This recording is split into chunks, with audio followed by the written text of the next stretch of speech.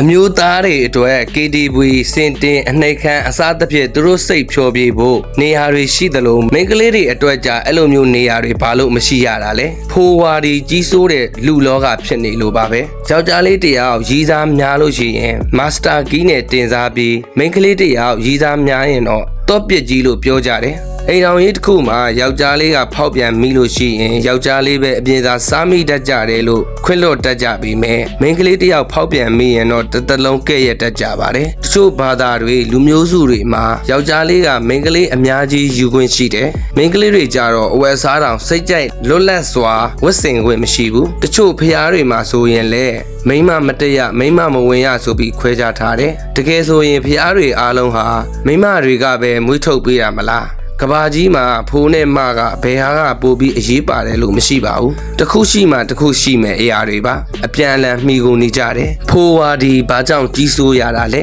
ကဘာဦးအစာကြောက်ခက်မှာဥပဒေဆိုတာမရှိဘူးအားကြီးတဲ့သူကအမှန်တရားပဲယောက်ျားတွေရဲ့ရုပ်ပိုင်းဆိုင်ရာခွန်အားကအမဲလိုက်ဖို့နေမီကာဝဲဖို့အဓိကကြားခဲ့တယ်ဒီလိုနဲ့ခွန်အားကအာနာဆိုတဲ့ပုံသင်ဤစတင်ခဲ့တာပါအခြေချနေထိုင်ပြီးလေယာစိုက်ပြိုးလာတဲ့အခါလေးလံတဲ့အရာတွေထုံထုံလိုမျိုးတွေကိုဆွဲဖို့ယောက်ျားတွေကပို့ပြီးလောက်ကြရတယ်ဒီမှာတင်ပိုင်ဆိုင်မှုဆိုတဲ့အယူဆကပေါ်လာတာဒါငါလေငါနွားငါမိန်းမဆိုပြီးပိုင်ဆိုင်မှုတွေကိုလဝကြီးအုံရင်ဩဇာအာဏာကိုတိဆောက်ခဲ့ကြတယ်ယောက်ျားတွေအတွက်အကြောက်ဆုံးကငါပိုင်ဆိုင်မှုတွေကိုငါသားအရင်ကစက်ခံရရဲ့လားဆိုတဲ့တန်တရားပါအဲ့ဒီတန်တရားကိုရှင်းဖို့အတွက်အမျိုးသမီးတွေကိုအပြင်မထွက်ရအခြားသူနဲ့စကားမပြောရအိမ်တွင်းမှာပဲနေရမယ်ဆိုတဲ့ယဉ်ကျေးမှုဘာသာရေးခြံစည်းရိုးတွေကိုအခိုင်အမာခက်ပြက်လိုက်ကြပါတယ်တရုတ်ဆောင်တွေအစိုးတော်တွေမှာမိန်းကလေးထက်ယောက်ျားလေးတွေကလက်ဆောင်တွေပတ်စံတွေစုချတာပေးတာကိုခံကြရတယ်။ဒါဟာဘာကြောင့်လဲ။ယောက်ျားတွေအတွက် KTV